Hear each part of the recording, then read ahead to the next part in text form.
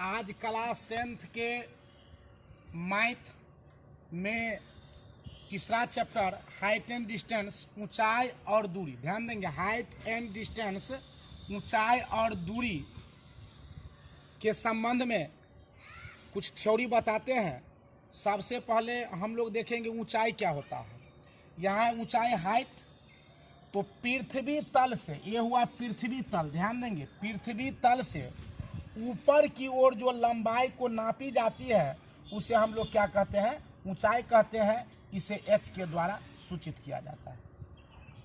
समझ गए? ऊंचाई जो पृथ्वी तल से ऊपर की ओर, मान लीजिए ए और ओ हो गया, ए हो गया, इसके बीच की दूरी इस h के द्वारा सूचित करेंगे। 5 मीटर हो, 10 मीटर हो, जो भी हो ना, ये हो गया ऊंचाई। उसके बाद हम लोग चलते हैं डिस्टेंस, दूरी क्या है।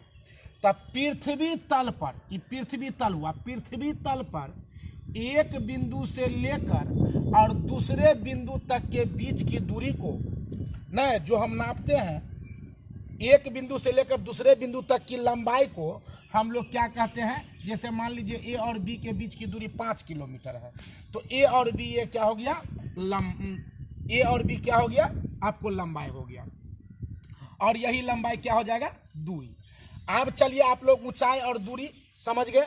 जो पृथ्वी तल से ऊपर की ओर नापे गए लंबाई ऊंचाई होगा, और पृथ्वी तल पर एक बिंदु से दूसरे बिंदु तक के बीच की दूरी को हम लोग क्या कहेंगे, लंबाई को क्या कहेंगे, दूरी कहेंगे। चलिए अब है अगला, इसमें अगला दृष्टि रेखा, जिसे कहते हैं लाइन ऑफ साइट, दृष्टि रेखा। तो दृष्टि का मतलब होता है आंख ना। तो जब हम किसी वस्तु को देखते हैं, जब हम किसी वस्तु को देखते हैं, तो जैसे मान लीजिए कोई वस्तु है, यहाँ पतंगे हैं, और पतंग को हम इसको देख रहे हैं ना, तो ये जो हो गया, इसी को हम लोग क्या कहेंगे, दृष्टि रेखा। कि इसको क्या कहेंगे हम लोग, दृष्टि रेखा। इसको क्या कहते हैं हम लोग, दृष्टि रेखा। ध्यान देंगे, क्या हो गया ये, दृष्टि रेखा, लाइन ऑफ साइट। अब चलिए इसमें होता है क्षैतिज रेखा। तो दृष्टि रेखा के नीचे समक्ष हम सीधी रेखा खींचेंगे, इसे हम लोग कहेंगे क्षैतिज रेखा, जिसे हम लोग कहते हैं हॉरिजॉन्टल लाइन। जिसे क्या कहेंगे हम लोग, हॉरिजॉन्टल लाइन। ये हो गया क्षैतिज रेखा। तो आप लोग दृष्टि रेखा समझ गए, क्षैतिज रेखा समझ गए।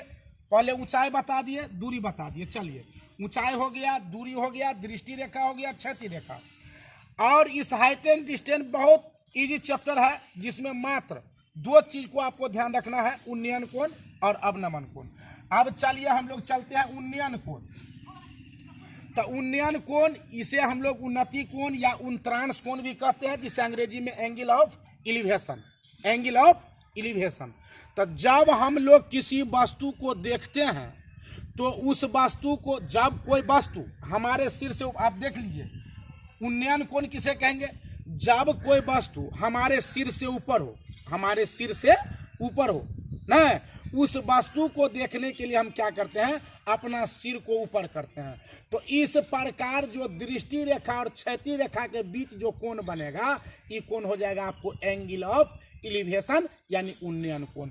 जैसे मान लीजिए यहाँ पतंग है, यहाँ पतंग है, ठीक है, यहाँ पतंग है, इस पतंग को हम लोग देख रहे हैं, तो देखेंगे, ये मान लीजिए पतंग हमारे सिर से ऊपर है। यहाँ हम केवल आँख का फोटो बना देते हैं। ये हो गया आपको, यहाँ हम देख रहे हैं इस रेखा से, और ये यहाँ, तो ये जो कोण बन जाएगा, ये कोण हो जाएगा आपको उन्नयन कोण, एंगल ऑफ एलिवेशन। चलिए अब अगला है एंगल ऑफ डिप्रेशन, जिसे हम लोग कहते हैं अवनमन कोण। जिसे क्या कहते हैं, अवनमन कोण। अब जब कोई वस्तु हमारे सिर से नीचे हो, उन्नयन कोण तो समझ गए, जब कोई वस्तु हमारे सिर से ऊपर हो, उस वस्तु को देखने के लिए हम लोग क्या करते हैं, अपने सिर को ऊपर करते हैं ना। तो इस प्रकार दृष्टि रेखा और क्षैतिज रेखा के बीच जो कोण बनता है, उस कोण को हम लोग क्या कहेंगे, उन्नयन कोण। चलिए अब आएंगे हम लोग अवनमन कोण। अवनमन कोण जैसे देख लीजिए, चूहा सबको ले लीजिए, आपसे जो छोटे जीव प्राणी है या कोई भी वस्तु हो जो आपके सिर से नीचे हो, जैसे मान लीजिए चूहे को देख लीजिए, चूहा देखिए, चूहा बनाना भी सीख लीजिए। ऐसे कर देंगे, ऐसे करेंगे ना।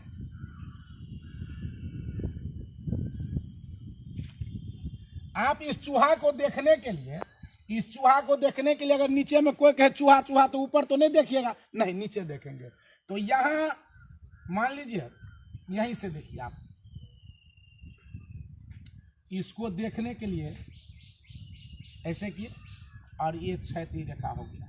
तो यहां जो कोण बनेगा इस कोण को हम लोग कहेंगे अवनमन कोण। चलिए, तो उन्नयन कोण और अवनमन कोण समझ गए। उन्नयन कोण और अवनमन कोण समझ गए। जब कोई वस्तु जब ऊपर हो तो हमारे आंख पर उन्नयन कोण, और जब कोई वस्तु नीचे हो तो हमारे आंख पर क्या बनेगा, अवनमन कोण। चलिए, इसका थ्योरी इतना। अब इसमें कुछ एनवी है, कुछ एनवी को आप याद रखिए और हाइट एंड डिस्टेंस के प्रत्येक सवाल को आसानी से बना लेंगे।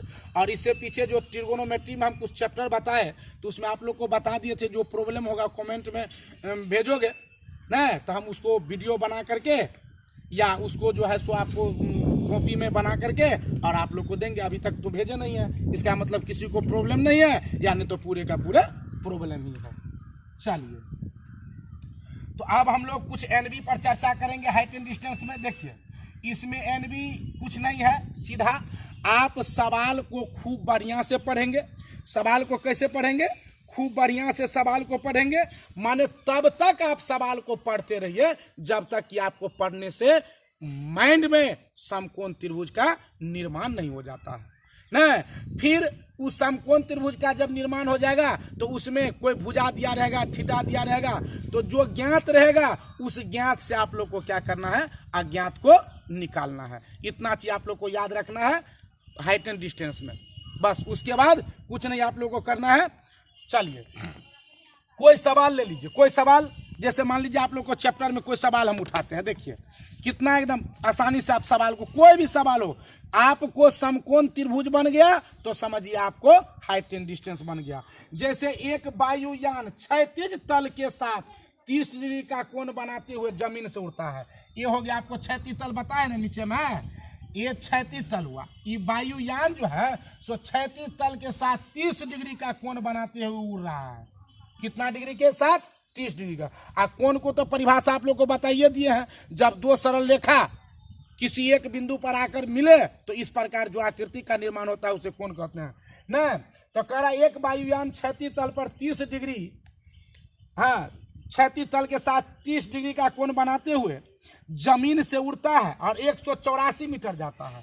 तो 184 मीटर चला गया, जमीन से उड़ता हुआ वायुयान। मान लीजिए ये वायुयान है, ये मान लीजिए वायुयान है, उड़ रहा है और 30 डिग्री का कोण बनाते हुए। अब यहां से सीधा आप ऐसे कर दीजिए, क्या समकोण त्रिभुज का निर्माण हो गया, बस बन गया। अब इसमें आपको थीटा दिया हुआ है, कर्ण दिया हुआ है, तो आप आसानी से लंब निकाल लेंगे। क्या निकाल लेंगे, लंब निकाल लेंगे ना। और जब आपको लंब निकल जाएगा तो आसानी से आप आधार निकाल लेंगे। और यही कह रहा है जिसका ऊंचाई निकालिए, बस ऊंचाई निकाल, लंब निकल जाएगा। थीटा का मान दिया हुआ है और इसमें क्या लगाएंगे, साइन थीटा।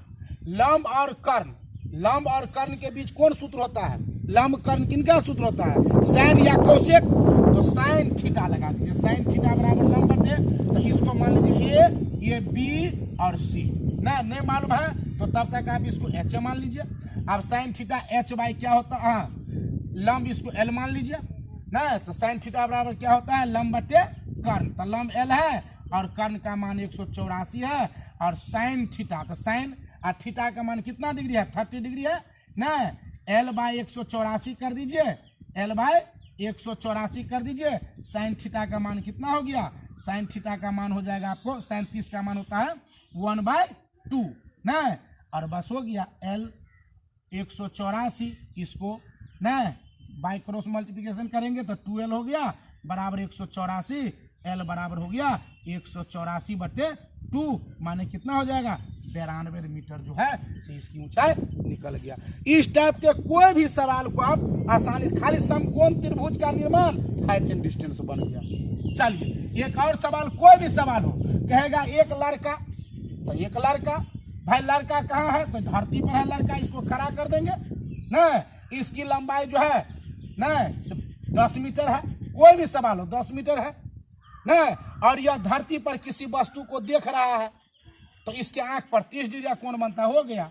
जब ये आंख पर 30 डिग्री का कोण बना, ये लड़का के एकदम यह है न, तो कह रहा है ये लड़का कितने दूरी पर उसकी आंख पर 30 डिग्री का कोण बनता है। तो आधार निकाल लीजिए, लंब कर निकाल लेंगे, आधार निकाल लेंगे। तो हाइट एंड डिस्टेंस में एक एक सवाल को बढ़िया से पढ़ेंगे ताकि समकोण त्रिभुज का निर्माण हो जाए न, और समकोण त्रिभुज का जब निर्माण हो जाएगा तो आसानी से कभी थीटा दिया रहेगा, कभी कर्ण दे दिया रहेगा, कभी लंब दिया रहेगा, लेकिन एगो चीज आपको निकालना रहेगा। तो कभी कर्ण दिया रहेगा तो आप आसानी से लंब निकाल लेंगे, कभी लंब और थीटा दिया रहेगा, लंब और थीटा अगर दिया रहेगा ना तो कर्ण निकल जाएगा।